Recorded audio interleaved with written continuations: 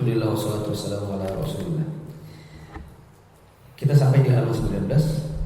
Ada beberapa perkara yang harusnya diperhatikan manakala seseorang melakukan amar ma'ruf nahi munkar, mengajak orang untuk melakukan kebaikan dan mencegah orang untuk mengerjakan kemungkaran. Yang belum punya buku, ini boleh diambil.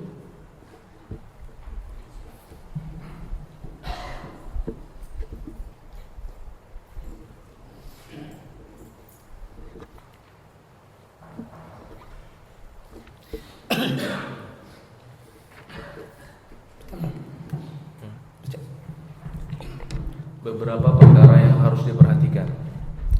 1. Sebelum melakukan amar ma'ruf nahi munkar, Keras-keras suaranya.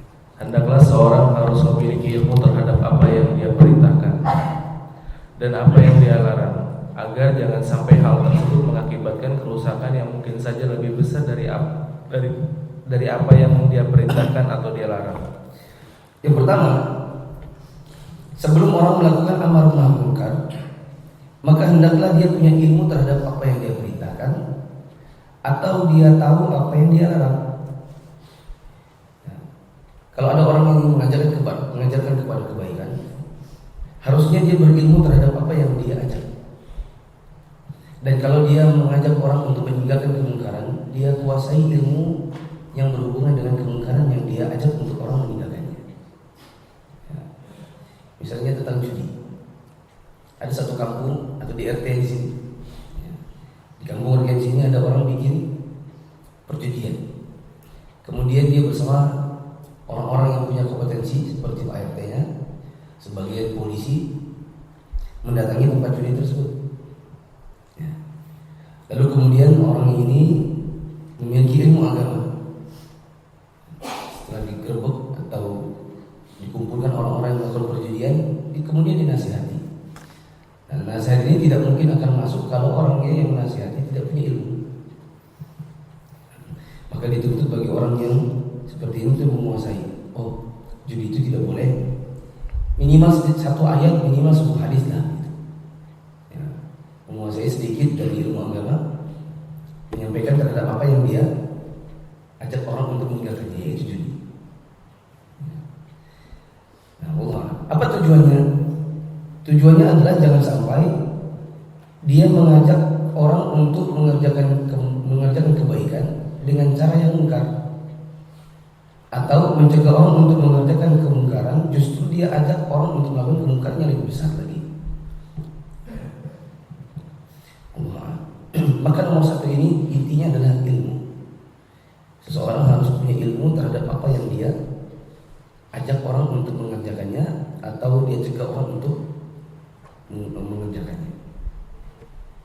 Yang kedua,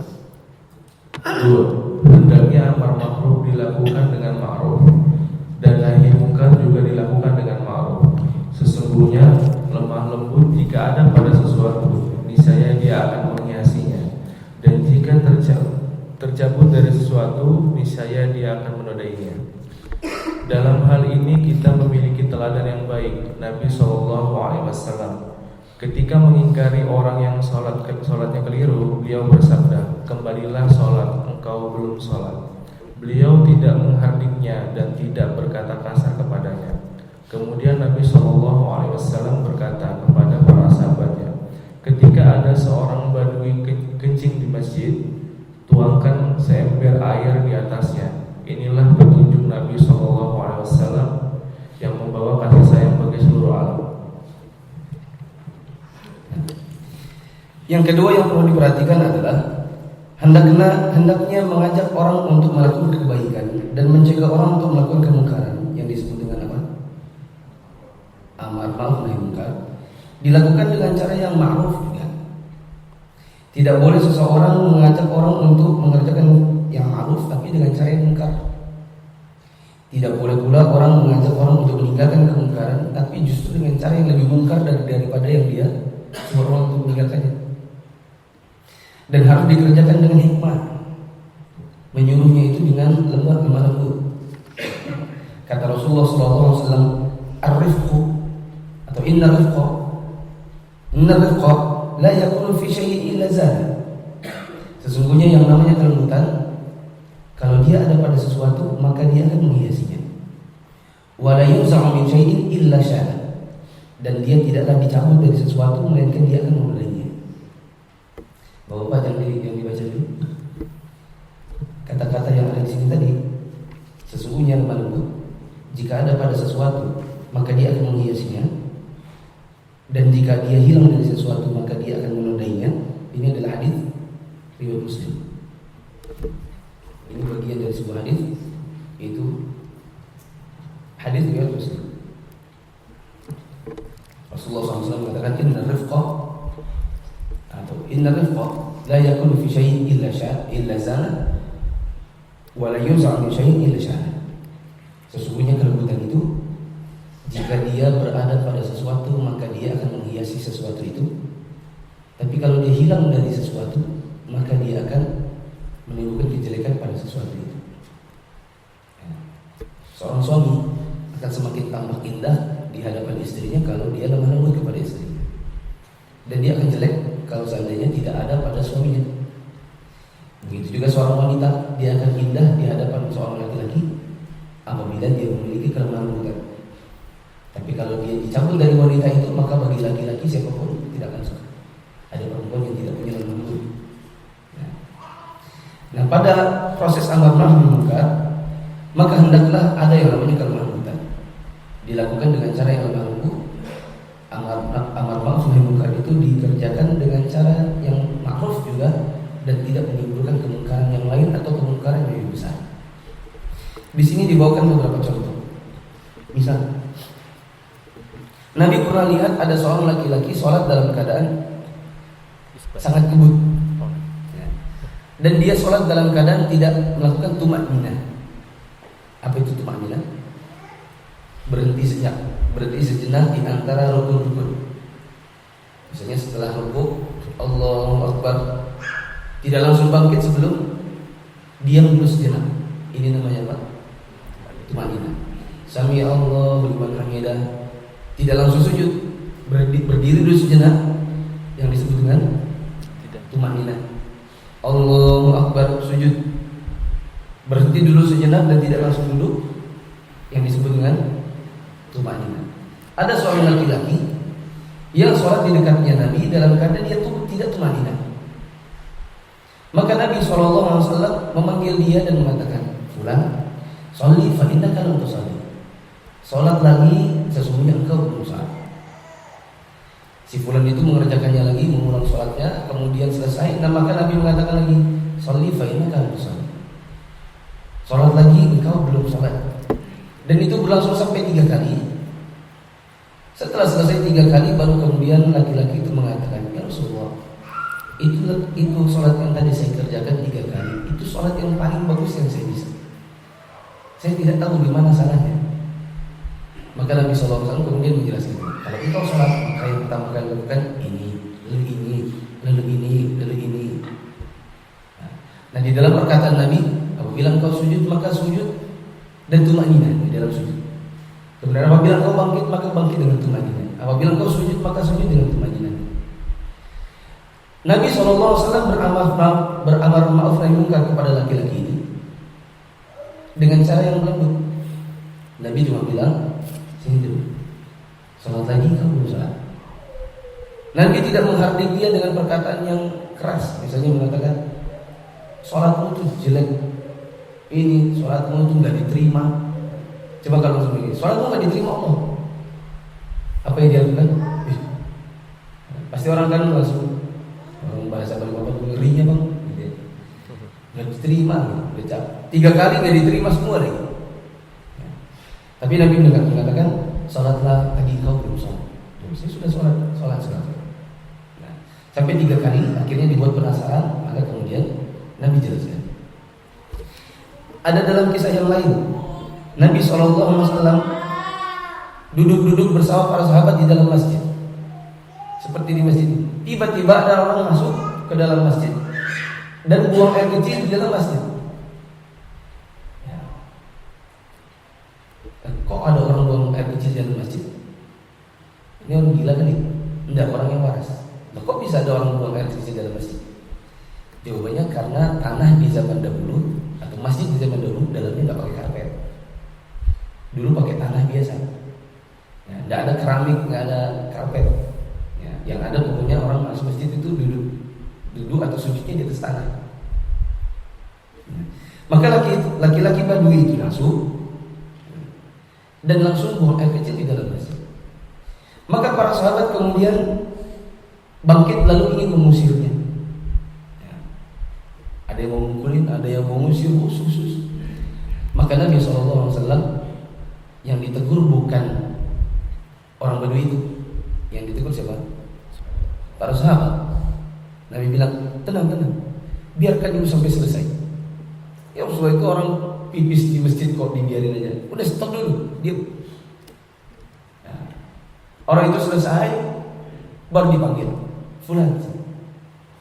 Datang orangnya, kemudian Nabi sampaikan, sesungguhnya di tempat masjid ya, tidak ada kebolehan bagi orang kecuali untuk berzikir kepada Allah. Ya, maksudnya kurang lebih ini adalah ini tempat sholat, ini tempat ibadah, tempat zikir. Tidak pantas ada orang membuang kotor di dalamnya. Gitu. Ya. Maka lalu kemudian laki-laki itu pergi setelah selesai dinasihati. Maka Nabi bilang, ambilkan seember air, lalu tuangkan di mana dia tadi buang air. Nah, diambil seember air, dituangkan di mana orang tersebut buang air. Ini Nabi beramar ma'ruf nahi munkar tidak? Iya. Dengan cara apa? Bukan begini, pukuli, gitu. Serbu. Ada orang bikin pelecehan dalam masjid, bukan? Karena dilihat oleh Nabi, oh ini yang kencing orang Badui. Orang Badui itu adalah di kalangan sahabat Nabi yang jarang belajar. Kerjaan mereka biasanya di pinggir-pinggiran, ya, pinggir-pinggir kota. Mereka menggembala hewan-hewan ternak. Sehingga jarang belajar di Masjid Nabawi. Tidak seperti Abu Bakar, tidak seperti Umar, tidak seperti Abu Hurairah. Ya.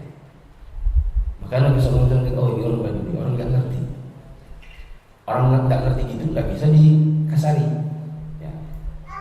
Nah, maka kemudian setelah selesai baru kemudian dipanggil lalu diajarkan. Kata sebagian para ulama kita, di antara hikmahnya adalah kenapa Nabi melakukan demikian. Kalau seandainya dia diusir dalam keadaan kemaluannya masih di luar celana, ya, diusir maka najisnya bukan cuma di satu tempat, tapi jadi kemana-mana. Bisa dipahami Bapak? Ya. Kalau seandainya dia diusir dalam keadaan kemaluannya masih di luar celana, maka najis yang harusnya satu tempat nanti bisa jadi tercecer gitu. Ya, tercecer dalam masjid mana-mana. Malah nanti membersihkannya lebih susah daripada kalau dia dibiarkan saja dulu. Nanti tinggal dituangkan satu air ember di satu tempat saja. Begitu. Dengan hikmah yang lain, ya, sebagian para ulama kita mengatakan kalau seandainya dia diusir, maka nanti bisa jadi fitnah. Maka dia akan ngomong ke teman-temannya yang badui-badui yang lain, dia bilang, aku tadi diusir sama Muhammad dengan sahabat-sahabatnya. Bisa jadi orang itu jadi murtad karena memusuhi Nabi. Oh, lagi anak-anak pipis, tiba-tiba diusir. Ada lagi yang mau mukul Muhammad sama saudara-saudaranya, sama teman-temannya di masjid tadi mukulin aku, kan malah jadi fitnah. Ya. Padahal dilakukan bukan dikarenakan untuk karena tidak suka, melainkan dikarenakan untuk mencegah ada najis dalam masjid. Begitu. Wallahu a'lam bishawab. Ini juga jadi dalil bahwa tidak boleh kita ngupil dalam masjid dan upilnya ditaruh di bawah karpet. Ya. Kalau seandainya ada orang buang kotoran saja diingkari oleh Rasulullah dan para sahabatnya, ya, maka memasukkan kotoran ke dalam masjid itu tidak boleh. Ya. Seperti misalnya banyak orang yang habis upil, tengok kanan tengok kiri, dan ada orang kemudian upilnya ditaruh di bawah karpet. Ya. Mana enggak?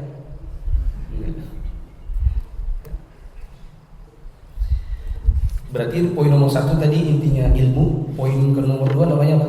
Intinya kelembutan. Lemah lembut dalam mengingkari satu kemungkaran. Yang ketiga yang ada di sini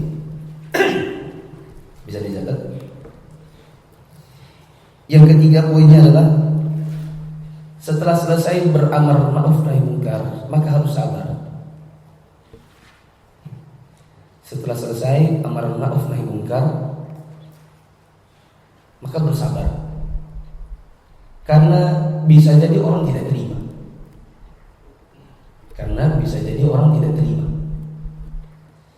Misalnya di sini ada tempat judi. Pak RT-nya datang sama polisi.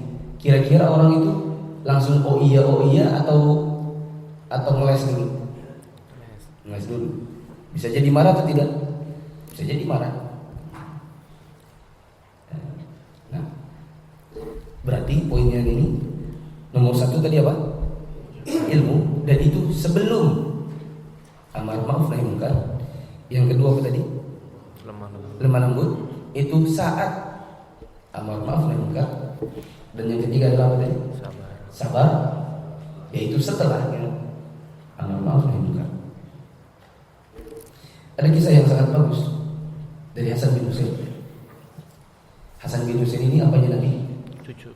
Cucu-cucunya. Bapak, saya tanya antum jawab. Jadi antum semangat, saya semangat. Ya. Hasan Husain itu apanya Nabi? Cucu. Mereka berdua pernah lihat kakek-kakek wudunya nggak benar.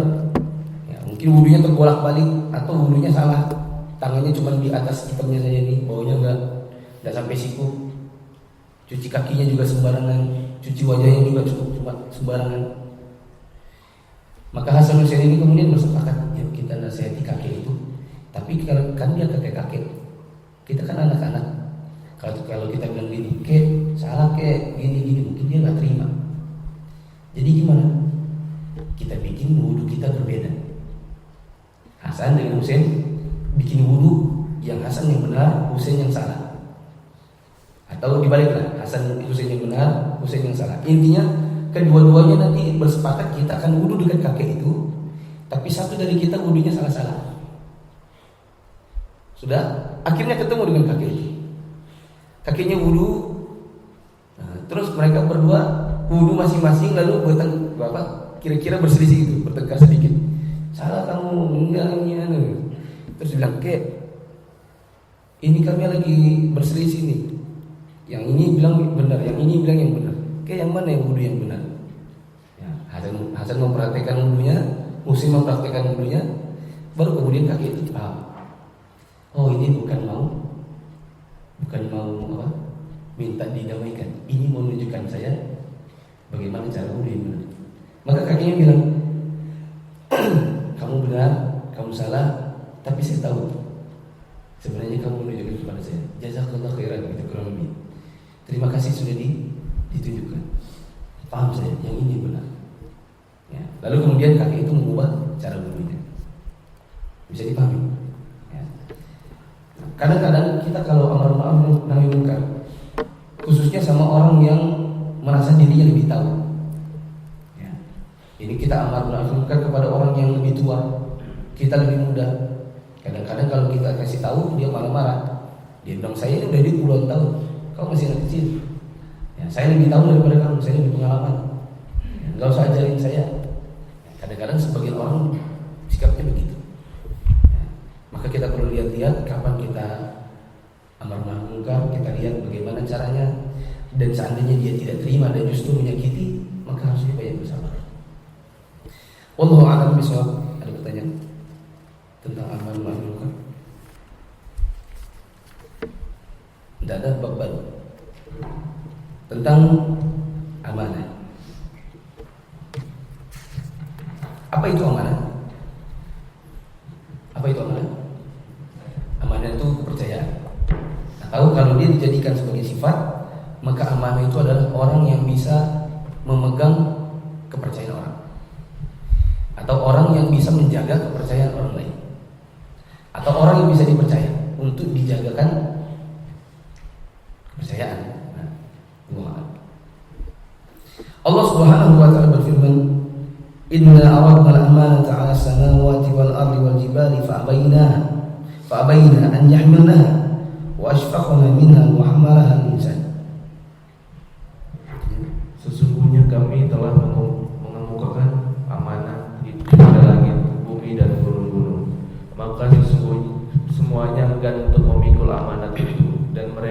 khawatir untuk mengkhianatinya. Dan dipikulah amanat itu oleh manusia. Quran Surat Al-Ahzab ayat 22. Allah berfirman, Innallaha ya'murukum an tu'addul amanati ila ahliha. Sesungguhnya Allah menyuruh kamu menyampaikan amanat kepada yang berhak menerimanya. Quran Surat An-Nisa ayat 58. Ada hadis yang berikutnya. Dari Abu Hurairah radhiyallahu anhu, dia berkata Rasulullah sallallahu alaihi wasallam bersabda, jika amanah telah disia-siakan, maka tunggulah datangnya hari kiamat. Seorang berkata, bagaimana penyanyian amanah wahai Rasulullah? Beliau bersabda, jika amanah diserahkan kepada yang bukan ahlinya, maka tunggulah datangnya hari kiamat. Dari Abu Hurairah radhiyallahu anhu, beliau berkata Rasulullah sallallahu alaihi wasallam bersabda, tunaikan amanah yang dilimpahkan kepadamu dan janganlah khianati kepada siapa yang berkhianat kepadamu. Dari Abu Hurairah radhiyallahu anhu, sesungguhnya Rasulullah sallallahu alaihi wasallam bersabda, tanda orang munafik ada 3. Jika berbicara dia berdusta, jika diserahkan amanah dia berkhianat, jika berjanji ia mengingkari. 2 ayat tadi dan 3 hadis berikutnya adalah dalil tentang adanya yang namanya sifat amanah atau yang berkenaan dengan amanah. Kita bisa baca dalam hadis yang terakhir. Rasulullah SAW mengatakan, ayatul munafiq thalathun, idza haddatsa fakadzaba, wa idza tumina khana, wa idza wa'ada fa akhlafa. Tanda orang munafik itu ada 3. Ya, orang bilang munafik kamu. Kalau di Indonesia ini munafik itu apa? Enggak. Kalau di Indonesia ini munafik itu adalah soalim. Ya. Itu kan yang namanya munafik kalau di Indonesia. Ya. Misalnya, nggak usah pakai jilbab. Jangan, jilbab itu menutup aurat. Munafik kamu kan begitu. Ya. Di Indonesia itu munafik itu adalah soalim. Ya. Soleh. Gitu. Ya. Tapi sebenarnya munafik itu ada 2. Munafik itu ada 2. Munafik yang pertama adalah munafik besar atau nifaq akbar. Ya, nifaq akbar itu adalah orang yang menampakkan dirinya seperti Islam tapi membenci Islam, dan ini hukumnya murtad. Ya. Ini hukumnya keluar dari Islam. Orang yang tampilannya saja Islam tapi sebenarnya membenci Islam, tingkah lakunya menunjukkan dirinya sangat tidak suka dengan Islam. Ya. Nifaq yang kedua, nifaq kecil. Ya. Nifaq kecil ini tandanya 3. Kalau berbicara maka dia dusta. Kalau dia diserahkan amanah, dia tidak bisa jaga amanah itu, dia berkhianat. Dan kalau dia berjanji suka mengingkari. Ini yang disebutkan dalam nifaq ini, munafik di sini adalah munafik kecil. Karena kalau nifaq besar, ini murtad dari Islam. Nah,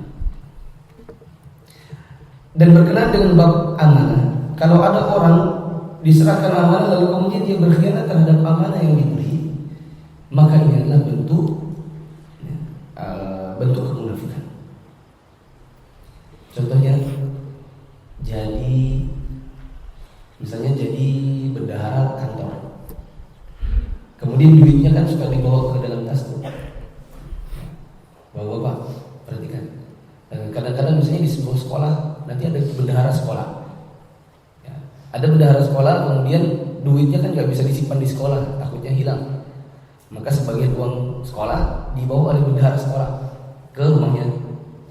Kadang-kadang kalau pergi ke pasar, duit itu yang dipakai buat belanja. Ya. Walaupun nanti alasannya nanti saya ganti, ini tetap bentuk pengkhianatan terhadap amanah. Walaupun alasannya ntar saya ganti. Ada orang dititipin duit, Rudi, kamu ke rumahnya Pak Wid? Iya. Tolong ya titip duit ini, sampaikan ke beliau. Ini utang saya kepada beliau 1 juta. Oh iya.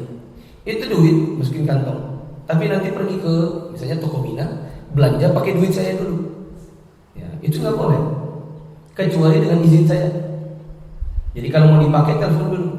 Ini duit yang 1 juta tadi, saya boleh pinjam dulu nggak? Nanti kan mumpung saya lewat toko Mina, jadi nanti saya turun ke bawah, sekalian ketemu ATM nanti saya ambil duit di situ, nanti saya bawa ke Pak Wid. Kalau saya bilang boleh, maka boleh. Kalau enggak, berarti kalau tidak ada izin berarti tidak boleh pakai. Berarti harus mengambil duit sendiri baru kemudian belanja. Ya, tidak boleh pakai uang yang dititipkan dikarenakan itu amanah. Dan amanah itu untuk disampaikan, bukan untuk digunakan. Ya. Dan kalau itu dilakukan, maka itu tanda kemunafikan. Dan itu pengkhianatan terhadap amanah. Jadi bendahara masjid, ya, bendahara masjid itu memegang amanahnya umat. Umat nitip duit atau ngasih duit untuk dipergunakan untuk kemakmuran masjid. Kalau kemudian dipakai untuk kepentingan pribadi, ya, untuk mengkayakan diri, maka ini tidak amanah. Ini pengkhianatan, ini kemunafikan namanya. Ya. Kalau misalnya megang duitnya masjid, berarti ini duitnya masjid, tidak boleh dipakai dan tidak bisa izin. Kan tidak mungkin nanti setiap Jumat infak yang bulan lalu 2 juta rupiah, mohon maaf kepada jemaah, saya pinjam dulu buat ke pasar kemarin. Kan enggak mungkin. Ya. Berarti tidak amanah kan kalau gitu. Dan tidak mungkin izin juga kepada orang banyak. Maka kalau uangnya uang masjid, uang umat, tidak boleh dipakai sama sekali untuk kepentingan sendiri. Ya. Dan tidak ada yang namanya izin dulu sama ketua takmir, Pak saya mau pinjam dulu ya buat ke pasar. Nggak bisa. Duit itu adalah amanah untuk kepentingan masjid dan tidak boleh untuk kepentingan pribadi. Ya. Dan segala bentuk contoh-contoh pengkhianatan yang lain yang nanti bisa saksikan di zaman ini banyak orang melakukannya. Apa itu amanah? Amanah dan janji-janji. Suaranya keras. Amanah dan janji-janji adalah segala sesuatu yang ditanggung manusia dalam perkara agama dan dunianya, baik perkataan maupun perbuatan. Perkaranya mencakup bagaimana bergaul terhadap sesama manusia, memenuhi janji-janji dan selainnya. Tujuannya adalah bagaimana menjaga dan menunaikannya. Ketika pergaulan juga termasuk masalah amanah, maka seseorang akan menunaikan amanah yang dibebankan kepadanya. Apakah amanah tersebut berupa segudang harta atau hanya sekeping dinar? Karena Allah telah memerintahkan agar amanah ditunaikan kepada yang berhak dan melarang berkhianat kepada Allah dan Rasul-Nya dan khianat terhadap berbagai amanah. Kemudian Allah menjadikan sifat-sifat orang yang beruntung adalah orang yang memelihara janji dan amanahnya. Jiwa manusia secara fitrah condong kepada dari mana nih? Dari mana perkataan Allah menjadikan sifat-sifat orang yang beruntung adalah yang memelihara janji dan amanah? Dari surat Al-Mu'minun. Di bagian awal ada kata-kata qad aflahal mu'minun. Coba Bapak lihat di halaman 22. Ada ayat yang paling bawah, Quran surat apa itu? Al-Mu'minun. Ayat berapa?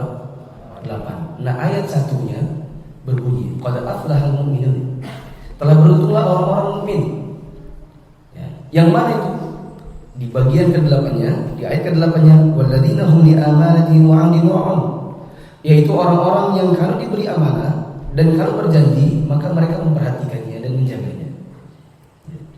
Maka akan beruntung orang-orang yang kalau diberi amanah maka dia menjaga amanah tersebut. Contoh bentuk amanah yang lain adalah hutang. Ya. Contoh yang lain adalah antum berhutang, berarti kan memegang uangnya orang. Iya atau tidak? Ya.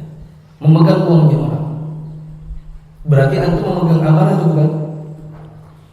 Memegang amanah itu bukan? Iya. Kalau seandainya utang itu ditepati janjinya, ini amanah bagi saya. Saya dipercaya dia untuk dihutangi 1 juta dan saya berjanji untuk mengembalikannya dalam 2 minggu. Berarti sebagai bentuk amanah adalah 1 juta itu kembali 2 minggu. Ya. Kalau seandainya ada kesulitan untuk mengembalikannya dalam 2 minggu, maka harus bilang dulu. Ya. Kalau menyampaikan, misalnya Pak Bambang, saya kan berjanji 1 jutanya kembali 2 minggu. Iya. Nah, kok tolong kemarin anak saya kecelakaan. Nah, terpaksa uangnya kepake lagi untuk biaya rumah sakit. Jadi gimana Pak? Minta tolong ya Pak, dikasih tenggat waktu. Orang kan kalau sudah ditelepon begitu kan pasti tenang. Oh ya nggak apa-apa. Ya. Orang berarti mengatakan, oh dia tidak mampu maka dia telepon saya. Berarti orangnya masih amanah. Gitu. Tapi kalau ditelepon hilang gitu orangnya, ganti nomor HP, pindah kontrakan, ya. Cari-cari nggak ketemu, ya. datangi kan ke kantornya baru dipergoki, nah dapat tuh. Ya, pasti kan orang bilang kamu gak mana, dipercaya kasih duit, katanya baliknya 1 minggu, ternyata seminggu gak balik-balik, hilang lagi. Ya, padahal utang cuma 50.000, lagian 50.000 ke kantor, dia jadi masjid. Nah, makanya ini termasuk bentuk menjaga bentuk pengkhianatan terhadap amanah. Ada pengalaman pribadi, ada seorang keluarga saya karena karena kebutuhan yang sangat, maka pinjam uang sebanyak 50 juta. Lalu kemudian ternyata tidak sanggup bayar. Sementara yang waktu itu meminjamkannya adalah saya. Jadi saya antari, saya bilang ini adik saya punya kebutuhan lagi sangat urgent untuk membeli sesuatu, butuh uang 50 juta, bolehkah dipinjemi? Kalau dia datang sendiri nggak dikasih, karena kan nggak kenal. Ya, tapi karena dengan saya maka dikasih pinjam 50 juta. Janjinya 2 bulan ya, pakai ditulis lagi 2 bulan, pakai buku utang, buku utang. Nah, sudah selesai 2 bulan gak balik-balik karena rupanya dia ingin menjual barangnya untuk membayar utang tapi gak mampu. Maka saya bilang, karena kamu dulu datangnya sama kakak, berarti kakak yang nolongin dulu. Saya telepon dia, Fulan, antum di mana? Di rumah Ustaz. Begini, kan kami berjanji 2 bulan kan mengembalikan uang yang 50 juta. Ini adik saya jual asetnya gak laku-laku. Berarti saya yang nanggungnya. Ya, berarti saya yang nanti akan membayar utangnya itu. Tenang aja Ustaz, gak masalah. Iya gak masalah di lisan antum. Khawatirnya di hati antum lama kali. 2 bulan nanti gak bayar-bayar gimana? Antum resah, gitu kan? Atau ternyata nanti antum ngomong sama istri antum, Ustaz belum bisa bayar, kan nanti aneh kena. Udah pokoknya saya mau bayar. Di mana tuh? Di rumah. Tunggu sana. Saya datang bayar bawa 10 juta. Sisa 40 ya. Ya sudah Ustaz. 2 minggu kemudian di mana tuh? Di rumah Ustaz. Ini ada uang 10 juta. Oh tenang aja Ustaz, nggak usah dipikirkan. Pikirkan, gimana sih ngomongin nggak pikirkan? Di mana tuh? Di rumah. Tak datang lagi. Seminggu kemudian di mana tuh? Di rumah Ustaz. Bayar utang lagi. Ustaz, bayar utang terus. Kalau orang lain bilang, mana utang saya kan gitu. Enggak. Ustaz, pusing saya. Antum dikit-dikit telepon mau bayar utang, dikit-dikit telepon mau bayar utang. Gak usah dipikirkan, dipikirkanlah. Saya nggak mungkin nggak pikirkan. Nah, ini sebagai bentuk amanah karena orang mempercayakan kita untuk pegang uangnya. Gitu. Maka kita kalau pegang uangnya orang, jangan sampai kemudian tidak amanah. Dan saya paling takut begitu. Oh ini nanti takutnya dia nelfon duluan. Saya kan dagang sarung celana nih. Antum sebagaimana yang kebanyakan antum sudah tahu. Waktu transaksi pertama saya harus bayar duitnya dulu, sarungnya belakangan. Transaksi kedua sudah dikirim. Oh nggak bisa, di kami harus kirim duit dulu baru kemudian barang. Oh iya, kirim duit baru barang. Transaksi ketiga kirim duit baru barang. Transaksi keempat, kelima dan seterusnya, barang duluan dikirim, uangnya belum. Saya belum kirim uangnya. Nggak apa-apa, biar aja. Karena dia rupanya kayaknya sudah kenal, sudah dengar namanya. Oh itu Ustaz di sana di Balikpapan. Nah, maka dia kirim barang duluan. Saya bilang saya belum ngirim duitnya. Nggak masalah, nggak masalah. Kirim. Nah, kirim dulu barang duitnya, barangnya sudah dikirim. Sehari kemudian saya kirim duit. Transaksi kelima, barangnya duluan, ininya belakangan. Berikutnya terus, ya, dia kirim lagi, saya kirim belakangan. Nah, pernah saya bilang begini, saya belum bisa kirim duitnya, tapi insya Allah besok. Gimana? Ya nggak apa-apa. Barangnya dikirim duluan, besoknya saya nggak bisa. Besoknya saya nggak bisa. Saya teringat, jangan sampai dia bilang begini juga. Mana uangnya sudah ditransfer kah? Kalau belum maka saya jawab belum. Nanti dia nggak percaya.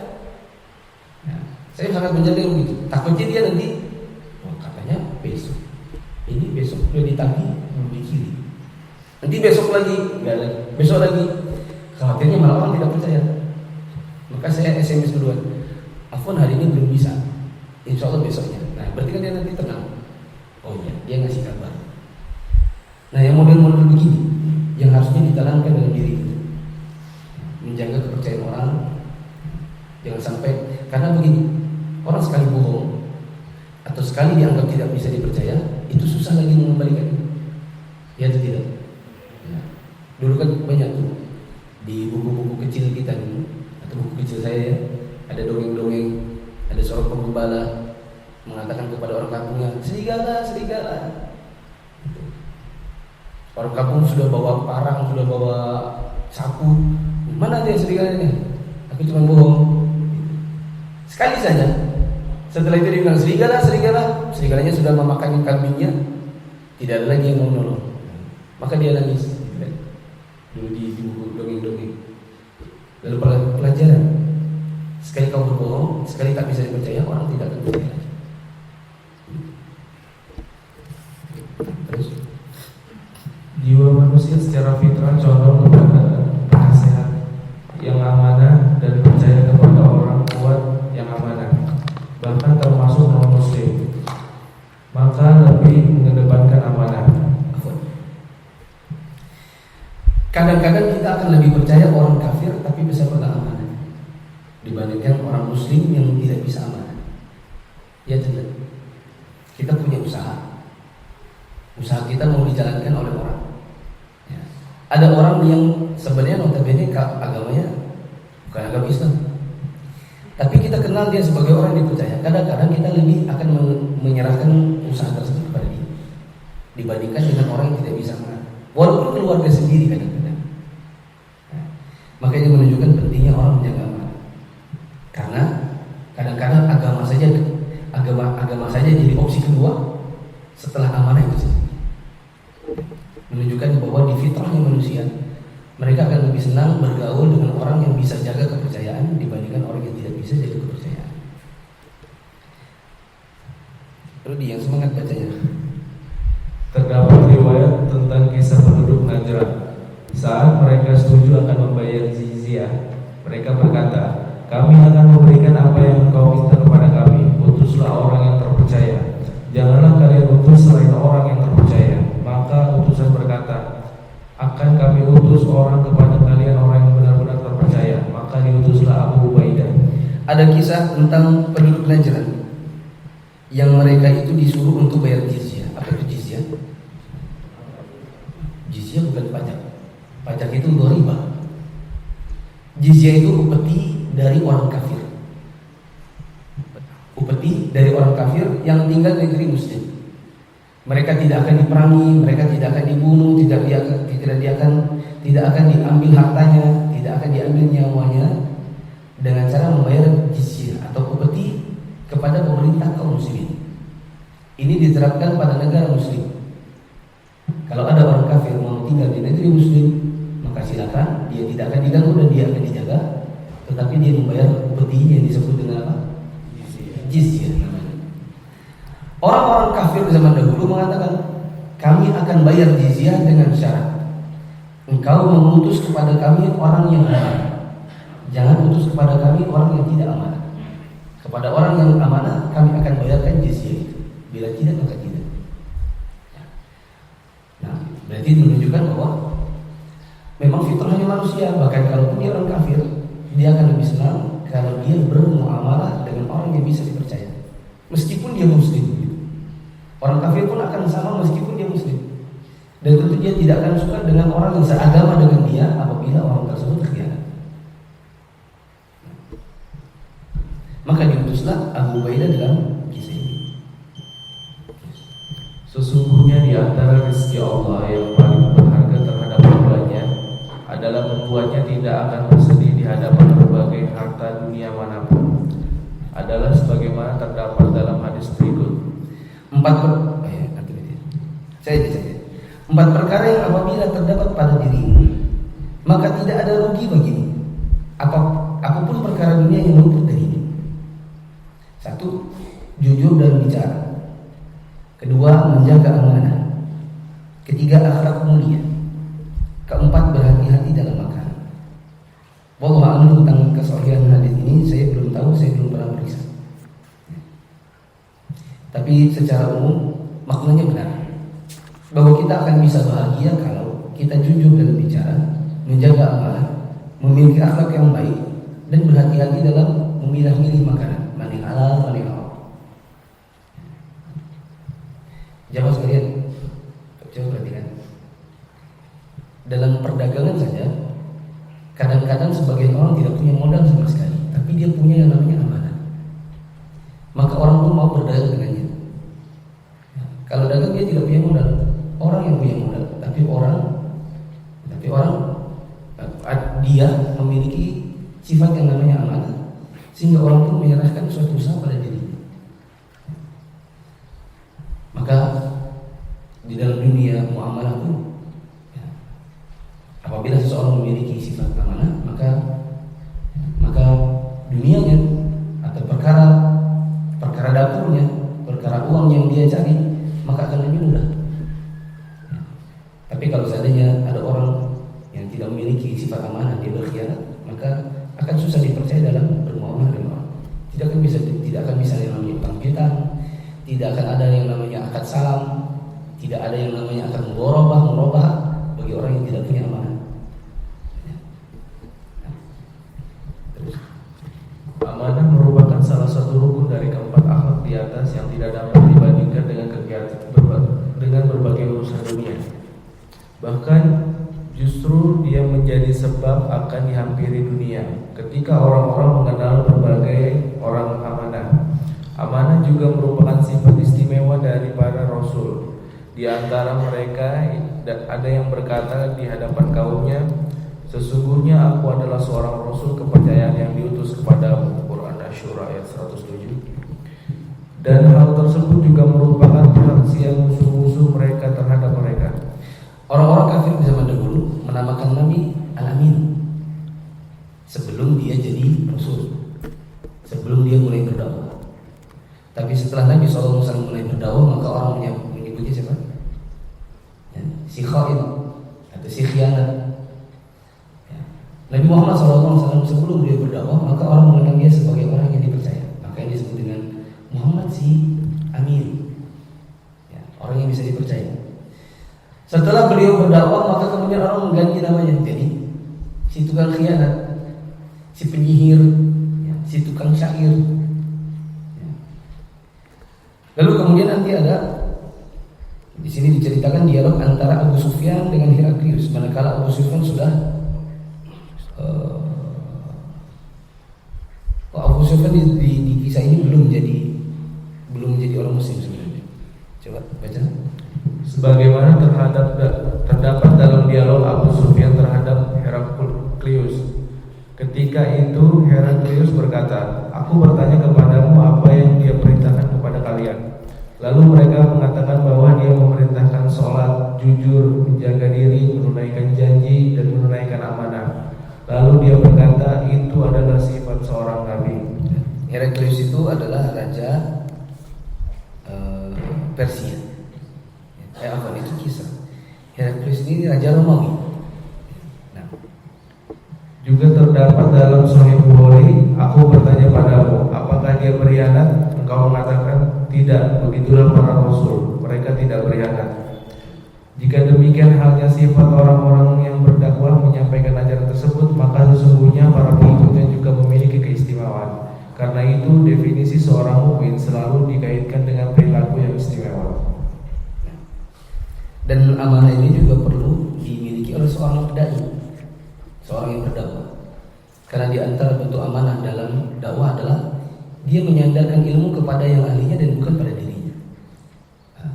Misal begini, contoh, termasuk bentuk amanah. Antum sharing status yang statusnya bagus. Kalau bukan tulisan antum tidak boleh tulis nama antum.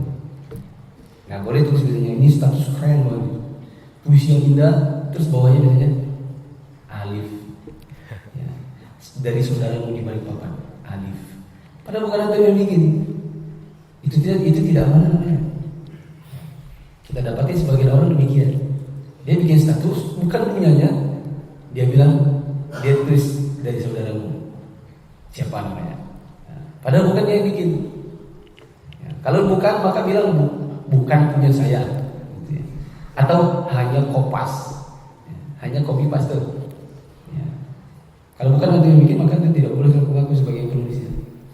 Kalau mengambil maka kasih catatan kaki, misalnya kan, menulis buku, terus tulisan, ada sumbernya punya orang maka tulis sumber di sini. Atau catatan kaki ini diambil dari buku anu. Gitu. Tidak boleh menulis seperti nama-nama sendiri. Nah, karena itu termasuk untuk menjaga amanah dalam keilmuan. Begitu juga ketika misi, tidak boleh ngarang sendiri ilmunya. Kalau ngarang sendiri, tafsir Al-Quran, nafsir sendiri, ada satu hadis nafsir sendiri, ini nggak amanah namanya. Ya, dikarenakan bentuk amanah terhadap ilmu adalah antum menyandarkan suatu ilmu pada yang memilikinya. Kalau antum belum memilikinya, antum cuma nukil, bilang saya nukil. Wallahu a'lam. Ada pertanyaan? Ada pertanyaan?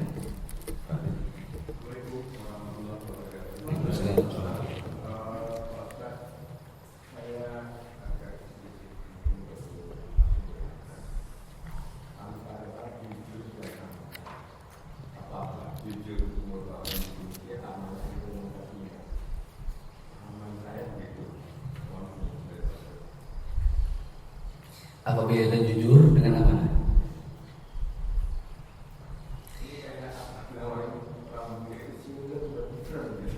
Ya. Sama tapi beda. Wallahu a'lam, jujur itu adalah benar dalam isi, benar dalam isi. Ya, isi pembicaraannya benar, jujur. Ya, sesuai dengan apa yang aslinya, sesuai dengan keadaan yang sebenarnya. Amanah itu adalah kepercayaan orang dijaga. Contoh, Rudi, nggak telepon ya. Rudi, kamu di mana? Dia di atas ranjang, baru bangun tidur. Dia bilang, aku sudah di jalan. Itu lawan dari jujur atau lawan dari amanah? Lawan dari jujur. Karena isi pembicaranya tidak sesuai dengan kenyataan. Bisa dipahami? Tapi kalau begini, Rudi, saya mau masuk kamar mandi, tolong pegangkan HP saya, takut jatuh. Saya bilang tolong pegangkan, karena dia mungkin cari Pokemon, dia penggemar Pokemon, dibukanya situ di Pokemon. Ya di Pokemon, dimaininnya misalnya. Ini lawan dari jujur atau lawan dari amanah? Lawan dari amanah. Jadi pahami? Amanah itu timbul dengan adanya kepercayaan orang pada dirinya lalu diselisihi. Adapun jujur adalah intinya benar dalam isi pembicaraan, sesuai dengan realitanya. Nah, maka kalau antum mengatakan begini, antum di mana? Oh, saya udah di jalan, padahal masih di rumah. Oh iya, saya sudah di perjalanan nih. Tapi antum masih depan rumah, itu namanya bohong, itu namanya dusta, dan itu lawan dari jujur. Gitu. Kalau antum pegang uang orang, antum bilang, di mana kan uangnya? Oh kemarin uangnya hilang, padahal itu pakai. Ini khianat dan bohong. Ya. Sudah bohong, khianat lagi. Nah. Patah ya?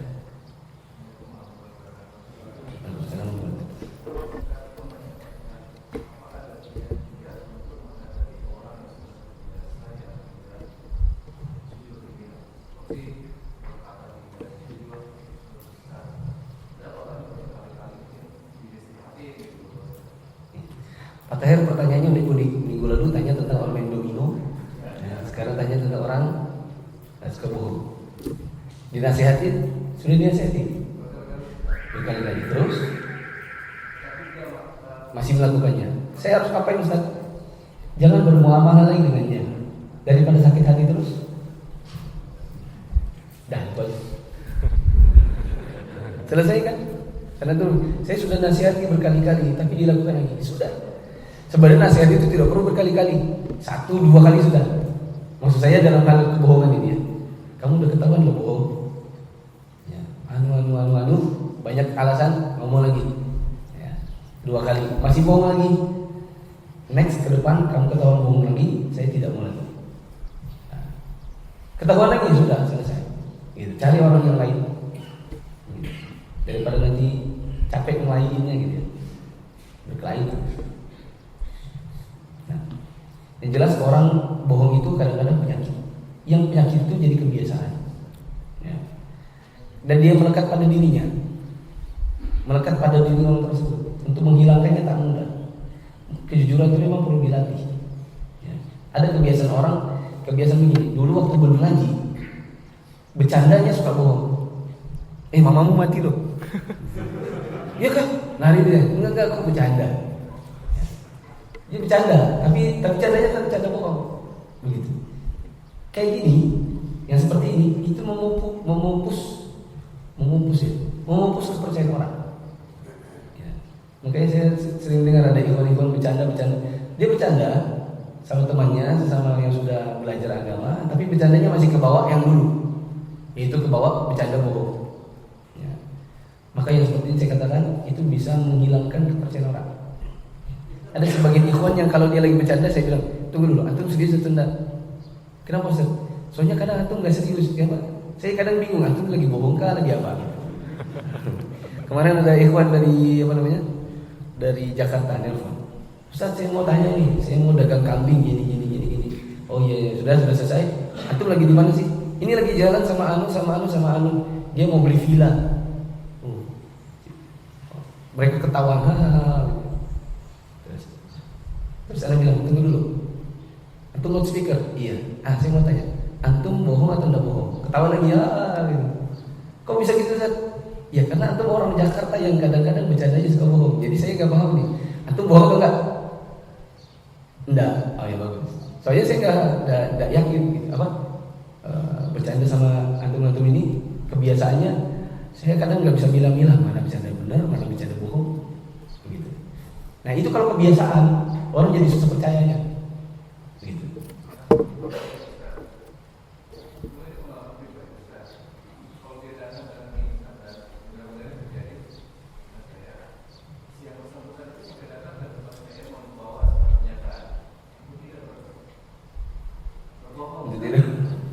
Masa bohong aja pakai saya, tidak bohong saja pakai proses pernyataan. Dengan ini saya menyatakan saya tidak berbohong. Ini kan sudah kalau saya tinggalkan. Iya, kalau saya tinggalkan, saya tidak akan.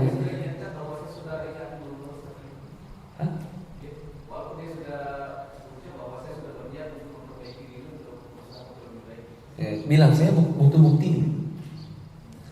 Maaf Bapak. Orang kalau sudah punya image, mengembalikan atau mengubahnya jadi image yang positif itu nggak mudah. Orang pengen lihat dulu. Ya, kalau orang bisa dilihat ada perubahan, baru orang percaya. Ya.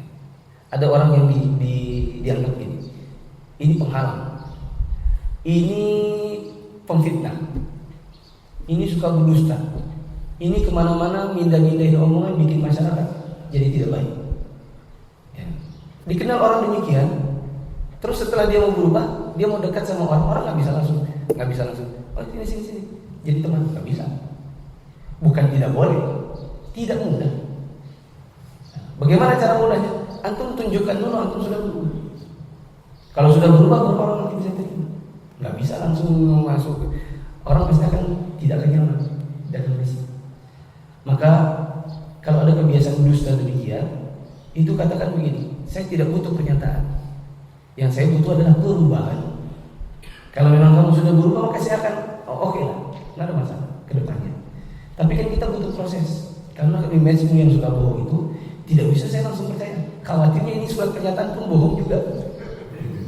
Ini kalau bilang ini saya bertobat ini juga bohong juga gitu. Ngomong-ngomong mau bertobat, mau berubah ini pun kebohongan. Saya nggak bisa langsung percaya gitu. Jadi maaf. Kalau memang antum mau berubah, tunjukkan bahwa antum berubah. Ini dalam segala apapun. Antum punya image buruk di masyarakat, untuk bisa mengubahnya, nggak bisa langsung membalikkan telapak tangan ini. Orang itu butuh bukti. Ya. Saya ingat begini. Dulu di kampus ada orang bejat, ngajakin temannya jelek. Setelah itu dia berubah. ingin bergabung ke komunitas yang baik-baik. Baru kemudian saya sudah berubah. Orang tidak bisa, orang bilang begini, ya terserah mau berubah enggak kan urusanmu. Gitu. Tapi saya ingin bersama kalian. Ya terserah kalau mau kesini. Ya, tapi kan butuh berubah, butuh bukti. Gitu. Butuh bukti. Ya, sampai dicurhatkan di kajian. Ustaz, saya mau curhat Ustaz, dalam video forum supaya didengar orang. Saya ini dulu jelek Ustaz, tapi sekarang saya sudah berubah Ustaz. Tapi teman-teman saya itu belum percaya. Ya, Ustaznya bilang, ya antum tidak bisa memaksakan rasa percayanya orang harus ada. Antum harus buktikan supaya rasa percaya itu tumbuh. Nah, yang lain, Pak.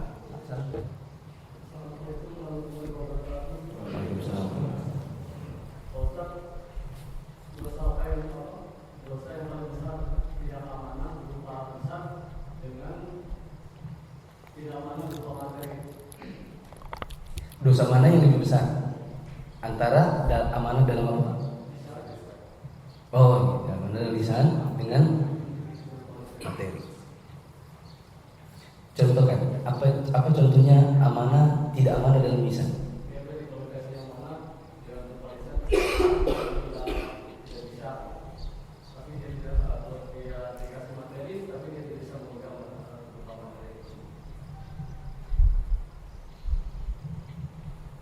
Mana yang lebih besar?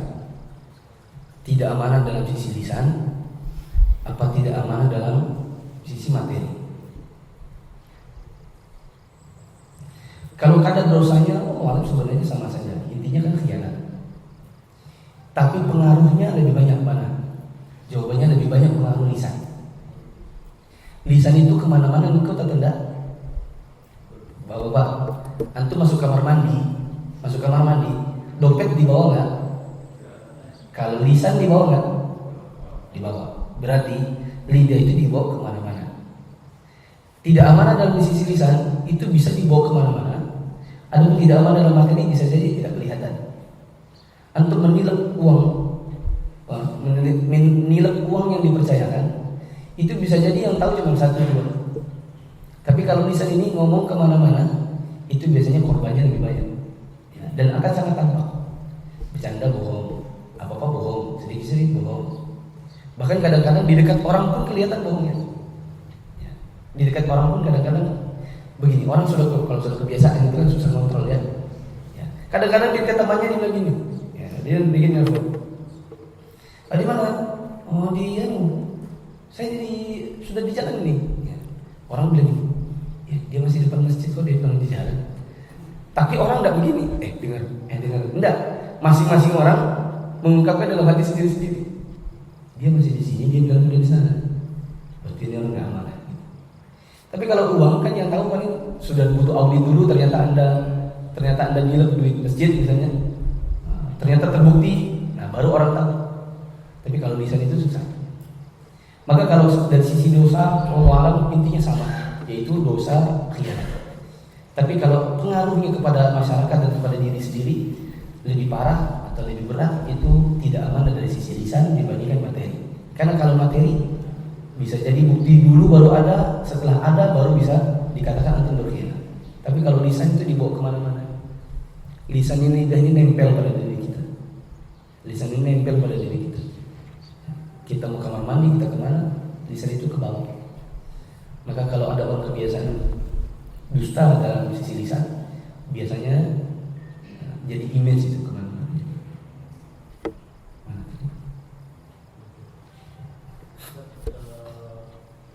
Setengah 7. Kasusnya gini Pak, dia tetangga itu biasanya pinjam uang sama kita. Tetangga biasa pinjam uang. Tapi dia tidak amanah. Ibaratnya dia selalu mengeles dan apa-apa macam-macam. Dan kita menganggap lunas. Terus suatu kali dia pinjam lagi sama yang lain. Apa kita wajib memberitahu yang lain itu bahwa sifat seperti itu? Ada orang pinjam uang sama kita dan kita tahu dia tidak amanah. Nunda, ditanya selalu cari alasan. Akhirnya karena jengkel maka kita bilang, udahlah buat mau sudah lunas, malas laginya daripada saya sakit hati gitu. Ikhlaskan aja. Itu nggak ikhlas namanya, itu marah. Itu marah namanya. Kalau marah itu nggak ikhlas. Ya. Jadi itu apa? Jadi sudah berpahala nggak? Ya kalau marah-marah ya enggak. Tapi kalau begini saya nasihati ya kamu gini, saya ikhlas kan? Ya. Semoga saya mendapatkan pahalanya di sisi Allah. Tapi jangan diulangi. Ya semoga dapat pahala. Permasalahannya nggak sampai di situ. Orang tersebut yang kita tahu dia tidak amanah, dia pinjam sama orang. Nah, sudah kejadian atau belum? Kalau sudah kejadian, ya udah terlanjur. Kalau kejadian belum kejadian perlukah diingatkan? Nah, sampai separah apa? Dan dia ngelesnya waktu itu karena apa? Ya, kita tidak tahu. Tapi intinya begini. Kalau dalam posisi kita sudah yakin dia itu tipikal yang tidak amanah, dia bukan tidak mampu bayar tapi tak mau bayar. Bukan tidak mampu, tapi memang tidak mau. Maka kalau kita bisa memberitahukannya, maka beritahukannya. Kita bisa beritahukan ke orang lain, beritahukan. Tapi saya ingatkan. Saya ingatkan beberapa. Satu, ini zaman orang suka ngadu domba. Jangan sampai kemudian omongan kita yang tadinya baik, maksudnya mau ngasih tahu, hati-hati loh ya, si fulan itu saya pernah pinjam uang sama saya tapi nggak kembalikan, ditagih-tagih dia selalu punya alasan. Kemudian omongan kita ini justru jadi adu domba kemana-mana. Ya. Satu. Dua, ngasih tahunya jangan medsos, jangan ketik-ketik di WhatsApp atau Telegram, takutnya di screenshot dikirim ke dia. Hah? Ini zaman bahaya. Maksud kita baik sama orang dilempar ke orang lain dengan cara tulisan itu di media sosial itu, di HP, di screenshot, dikirim ke dia. Ini kamu katanya dia, kamu gini. Ya. Akhirnya dia, oh enggak tuh dia bilang sudah ikhlaskan ke saya. Malah jadi bumerang bagi kita. Jadi begini, kalau memang mau menyampaikan itu ke orang lain, atau lihat-lihat caranya, lisan saja, jangan sampai jangan di media sosial, jangan kirim-kirim pesan. Ya. Saya belajar dalam banyak kejadian. Kirim-kirim pesan, dikirim ke orang yang orangnya tidak paham kasusnya. Akhirnya malah jadi fitnah kemana-mana. Ya. Sampaikan dengan lisan dan katakan saya tidak inginkan yang lain kecuali kebaikan. Ya. Saya pernah meminjamkan fulan uang, maka dia tidak mengembalikan. Gitu. Kalau kamu meminjamkannya, silakan. Buat perjanjian hitam di atas putih. Karena dulu saya cuma berdasarkan amanah akan tetangga, akan tiap hari ketemu. Rupanya tetangga pun nggak ngepek. Gitu.